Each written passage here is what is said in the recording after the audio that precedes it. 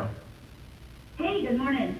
I think you're right that people need the skills to survive or to work, to be productive members of society. One way that I did that as a child, my mom was a divorced, 2 times divorced. We lived in Phoenix, Arizona, and she would take us to work with her. So from the time I was like 7 till high school, I was working. I would go shred papers and file things at my mom's resort. She was just secretary.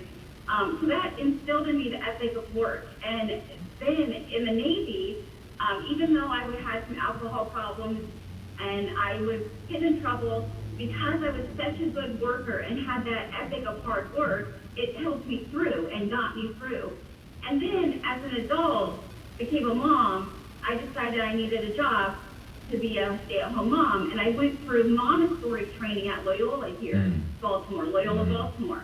Well, what Montessori taught me, Dr. Montessori, to be an educator is first, a person needs to do work. That's the most important thing. That gives the first person purpose.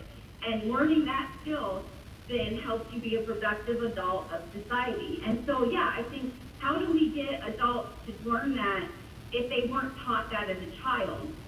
But honestly, currently, I think Dr. Montessori's method of teaching people to work and think and do for themselves really should be instilled more in all public schools. It's working out in some schools here in the United States really well. Right. But another point I have is, I watched YouTube yesterday. This guy went to the poorest places in the United States. He went to West Virginia, and what was interesting, I think it was Juneau, West Virginia, but don't quote me on that town of the town name.